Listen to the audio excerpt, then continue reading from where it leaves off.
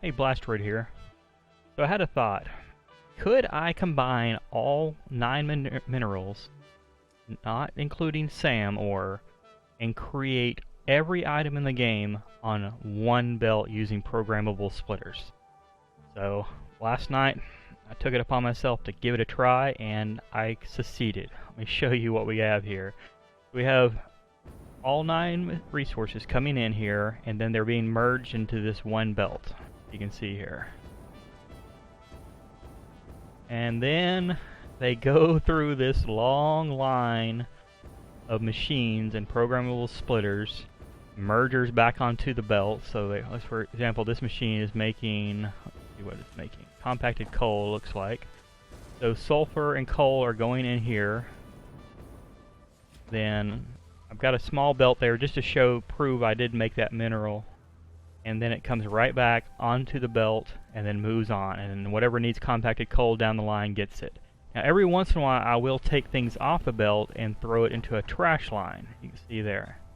And that's connected at the very end also. So it's still the same belt. It's just a shortcut to get to that belt. So trash does not need to stay on the line. For example, that's limestone. Once I'm done with limestone, don't need it back on the belt. So it doesn't have to travel the entire path and clog things up. So that is the premises of this level. Let me show you what we have. The other thing is the trash has a little bit of storage. This is kind of a buffer, and every once in a while I do have to clean it up. I can get it to run about 3 or 4 hours without maintaining it, but unfortunately you're going to have trash coming through. The splitters, even though they're called smart splitters or programmable splitters, they're kind of dumb.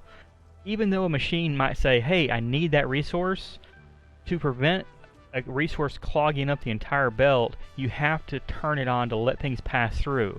But even if a machine wants it, it sometimes will pass right through by that machine and never make it there for a few minutes. So it takes several hours to make a supercomputer on this one. I think I had to run it like 18 hours before the first supercomputer got produced here. Alright, so let's run through here what we have. I'm not going to go through all the basics. You can see the concrete. Just take a look at each one of these end lines. You'll kind of see what I'm producing. And then we'll get to the big stuff here later on. A lot of oil refineries too coming up. Looks like this is just ingots, aluminum there, some wire, quick wire here, cable, get into the plastic, the rubbers. There's fuel, turbo fuel. Like I said, I'm trying to produce every item. I don't care if I use it or not. I'm producing it. I don't think anything uses turbo fuel in my line here, but we've gotten 54 items being created in this game.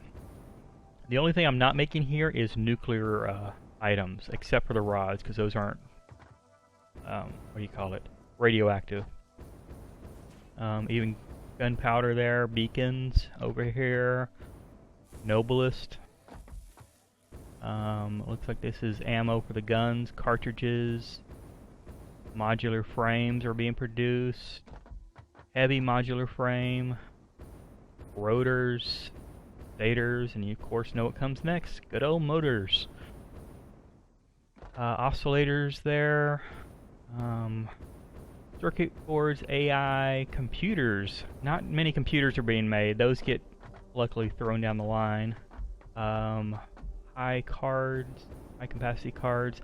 There's our one supercomputer. Yeah, computers are hard to make, so this machine here just keeps waiting for them. Heat sinks, those radio control things. Not a lot of those get made yet. Batteries. Actually, batteries get made quite a bit. I've got like 100 batteries in the trash bin over there. And then the turbo motor. I consider turbo motor kind of end game right now. I only got one lonely turbo motor being created.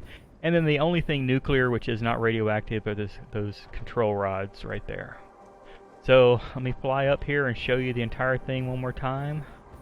That is it. One belt creating every item in the game, combining every resource and item together. Like I said, it takes about 18 hours to produce everything. You have to have a buffer.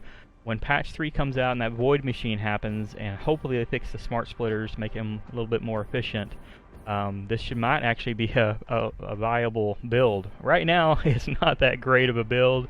It was just more of a challenge to see if I could actually do it. I had fun doing it. Let me show you a couple of stats, and then I'll leave it there. All right, let me bring in my Excel sheet here. And this kind of is my color code. It showed all the items. If I actually use the item, if I needed to pass them through, like say another machine uses coal or sulfur, I couldn't take it off the belt. I gotta run it through. But when it hits red, that means I can take it off the belt right then. So you can see I just kind of went through what machines are needed and figured out what lineup should all the items be in. And here you can see it took 8 miners, 1 oil pump, 3 smelters, 1 foundry, 12 misspelled constructors. Gotta fix that for my OCD-ness. 3 oil refineries, 17 assemblers, 9 manufacturers, and 136 programmable splitters. And that's it. That is the one belt challenge. After patch 3, I want to see if it goes a little better. May try some redesigns up, but that is it. I hope you enjoyed this video. Take care.